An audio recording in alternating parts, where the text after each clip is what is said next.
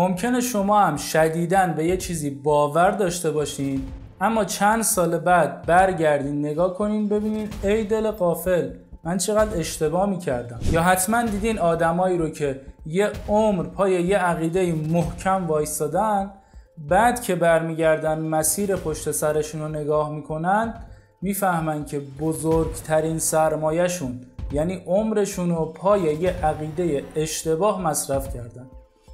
این همون چیزیه که میشه بهش گفت یه ترس واقعی، مگه نه؟ دقیقاً میخوایم در مورد همین موضوع صحبت کنیم. اگه ما باور داریم که همه زندگی ما تحت تأثیر شناخت، باور و افکارمونه، یه سوال خیلی بزرگ و شاید یکم ترسناک پیش میاد. چطوری میتونم به فکر و باور خودم اعتماد کنم؟ تو این ویدیو میخوایم با هم بریم به دنیای شناخت و ببینیم چطور میتونیم به افکارمون عمق و اعتبار بیشتری ببخشیم و بقیه مسیر زندگی رو با خیال راحت طی کنیم. پس با من همراه باش. بسم الله الرحمن الرحیم. خیلی خوش اومدین به یکی دیگه از ویدیوهای کانال. امیدوارم هر جای این عالم که هستین تنتون سالم باشه و هر روز یه قدم به حقیقت نزدیکتر بشین. این سوال خیلی اساسیه که من چطور میتونم به فکر و به باور خودم اعتماد کنم. اگه ویدیوی قبلی رو دیده باشین اونجا گفتم که ماشین تفکر ما از دو جا ممکنه دچار اختلال و اشتباه بشه. اولیش این که مواد اولیه و اطلاعاتی که من به این ماشین تفکر میدم خراب و فاسد و معیوب باشه. من هیچ موقع نمیتونم با یه آرد و شیر و شکر فاسد یک کیک خیلی خوشمزه درست کنم. قطعا نتیجه این مواد یک کیک فاسد بدمزه است. ماشین تفکرم همینه. اگه اطلاعات غلط بهش بدیم از اونور نتیجه غلط بهمون تحویل میده. اما راه دوم که ممکنه ازش آسیب ببینیم اینه که اطلاعات درستی داریم اما اینا رو اشتباه کنار هم میچینیم. مثلا شما فرض کنین که ما قطعه های پازل و کامل و تکمیل داریم اما چون ما این قطعات رو اشتباه کنار هم چیدیم اون تصویر نهایی تصویر اشتباهه. تفکرات ما هم دقیقا همینه. یه موقع ما اطلاعاتمون درسته اما چون این اطلاعات رو کنار هم به درستی نچیدیم نتیجه غلطی هم میگیریم. پس چجوری میتونم به فکر خودم اعتماد کنم؟ چجوری 10 سال دیگه بعد نگردم عقب و با خودم نگم که ای بابا این چه اعتقادات مسخره‌ای بود من داشتم؟ چطوری به اعتقادات خودم مطمئن باشم؟ راهش اینه که اول از همه اعتقاداتم رو بیارم تو چارچوب استدلال و منطق.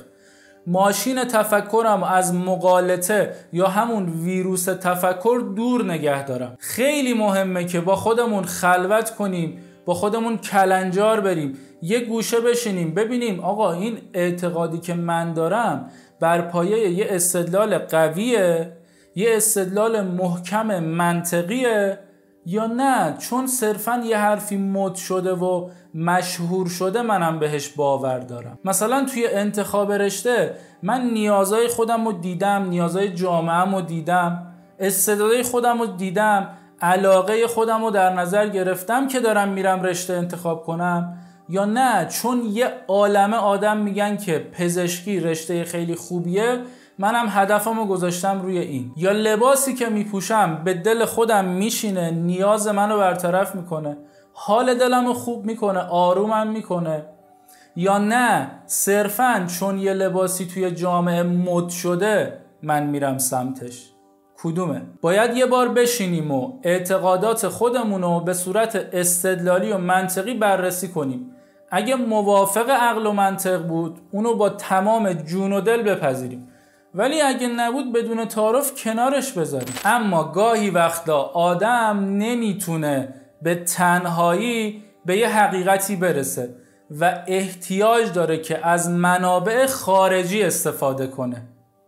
مثلا من مریض شدم نمیتونم با حواس ظاهرم خودم رو درمان کنم، با دیدن، با شنیدن، همین راه‌های دریافت شناخت که تو ویدیوهای قبلی در موردش صحبت کردیم، اگه ندیدین حتما ویدیوهای قبلی رو ببینید، چون بحثا خیلی به هم مرتبطه. خیلی از اطلاعات ما از طریق همین منابع خبریه، مثلا مثل خبرگزاری‌ها، رسانه‌ها، تلویزیون، فضای مجازی. اما چطوری من به این منابع خبری اعتماد کنم؟ اینا که علوم بدیهی نیستن، حس باطنم هم نیستن، از کجا بهشون اعتماد کنم؟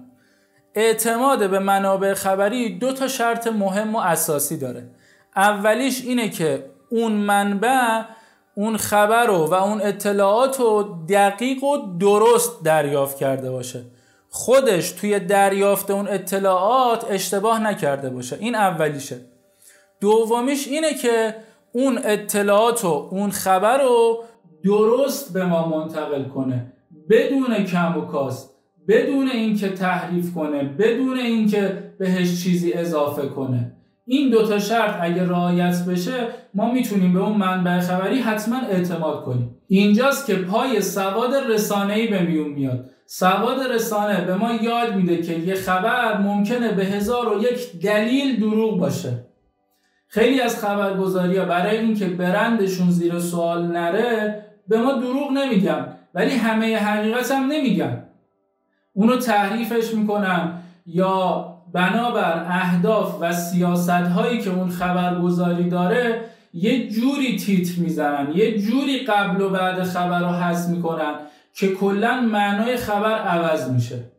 پس توی این نکته خیلی باید دقت کنید. منبع دوم خارجی منبع تخصصیه. خیلی موقع‌ها ما علاوه بر اخبار روزمره با منابع تخصصی هم سر و کار داریم، مثل کتاب‌های درسی، مقالات علمی، نظرات مختلف دانشمندا. ما که همه قوانین فیزیک و شیمی رو خودمون تجربه نکردیم، خودمون آزمایش نکردیم، ولی چون توی منابع تخصصی اومدن بهشون اطمینان میکنیم. اعتماد به منبع تخصصی هم مثل منبع خبری 2 شرط مهم داره. اول اینکه اون فرد واقعا متخصص باشه توی اون عرصه و حقیقتا علمشو داشته باشه.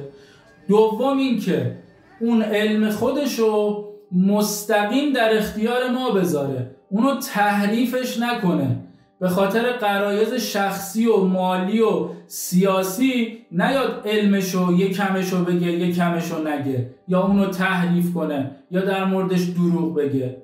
این نکته هم خیلی مهمه. این همون چیزیه که ما بهش میگیم تقلید آگاهانه. تقلید از مرجع تقلید توی احکام شرعی از این جنسه. ما میدونیم این آدم متخصصه و توی انتقال علم هم امانت داره و متعهد این کارو میکنه، پس میریم ازش تقلید میکنیم و اون علمو ازش دریافت میکنیم. یا توی رجوع به پزشک، مثلا وقتی مریض میشیم به یه پزشک مراجعه میکنیم هم همینه، ازش تقلید آگاهانه میکنیم. میدونیم که اون پزشک علمشو داره و این علمشو در اختیار ما حقیقتا میذاره بدون اینکه تحریفش کنه. کنار همه این راههای استدلالی، منطقی، عقلی و تجربی، ما یه راه دیگه‌ای هم داریم که شاید همگانی نباشه اما همه ما بهش دعوت شد. راهی نیست جز راه کشف و شهود یا حس ششم و الهامات قلبی.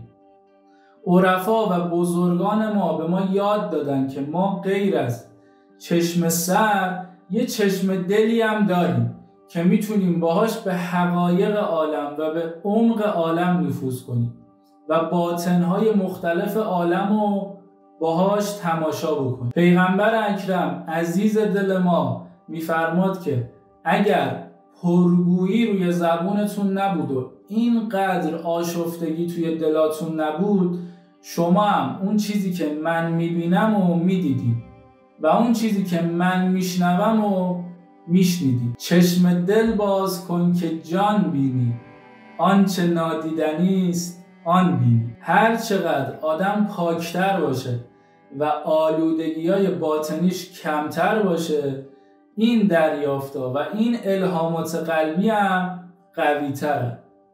استدلال منطقی و علم و تجربه و اینا همه واجب و سر جای خودش لازمه، اما دریافت این حقایق در واقع دیدن و لمس کردن حقیقت که هم وضوح بیشتری داره هم آرامش بیشتری میده به انسان. خیلی خوب رفقا، گفتیم که برای اعتماد کردن به افکار خودمون چند تا مرحله رو باید طی کنیم. باید بشینیم اول عقاید و باورای خودمون رو با ترازوی استدلال بسنجیم.